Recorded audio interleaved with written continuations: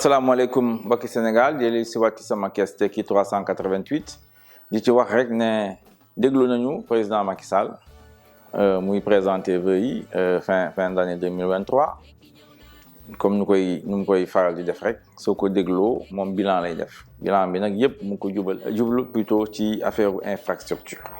ñoom jàpp nañ ne développement mooy infrastructure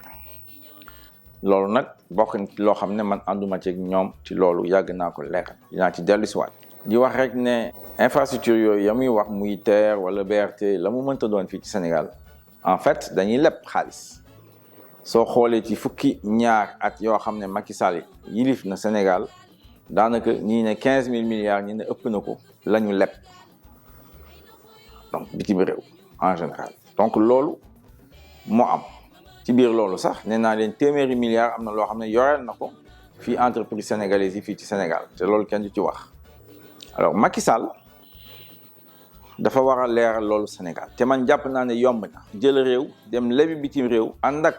société tubaab yi société étrangère yi defar infrastructure loolu lu yomb la danaa faral di wax sax ordinateur sax soo ko programmé bu baax bàyyi ko palais bi mën na def loolu alors ci biir loolu nag wax nañu laajte effectivement lu tax ñoom ñuy jublu ci loolu infrastructure tout est infrastructure mais en fait soo xoolee corruption bi daf cee yomb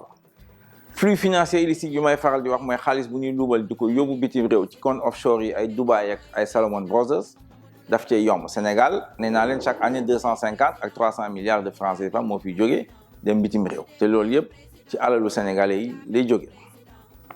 alors ci souvent nag aussi infrastructure yi soo ko defaree te baaxul évidemment kenn du ci mën dara defar nga ko te baaxul bon soo leen wëree Sénégal di nga gis ay écoles yoo xam ne parewul stade de C yu parewul yeneen ak yeneen yooyu yëpp yàgg na fi gis nañ ko xam nañ ko université Amadou Mokhtar Mbow tàppal leen ni ba ñu commencé ne mais paregul moom tamit kon nag vraiment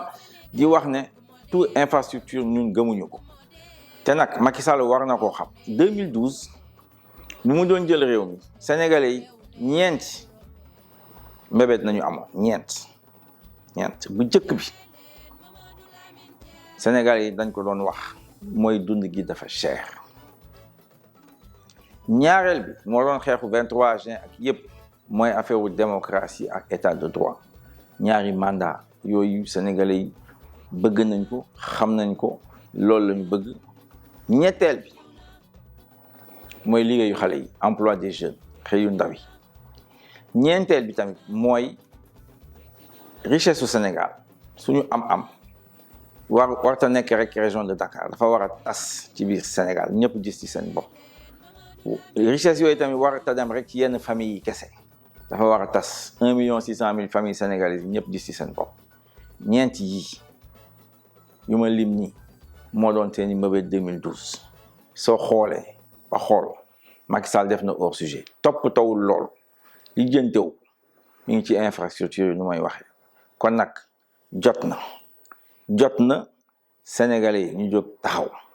changer de cap jël beneen yoon jël Sénégal teg ko ci yoonu bu jub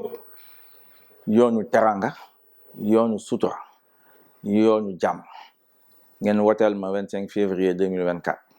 loolu mooy wax ji su boobaa seen ñeenti mbébét yooyu dinañ ci jublu ak ay sénégalais yu nangu liggéey gëm seen réew fonk seen askan amuñu benn complexe incha allah rabbi yàlla dinañ jàppale su boobaa Sénégal ci kanam la jëm gëddu Sénégal ñu delloo ko asalaamualeykum wa rahmatullahi wa barakaatu.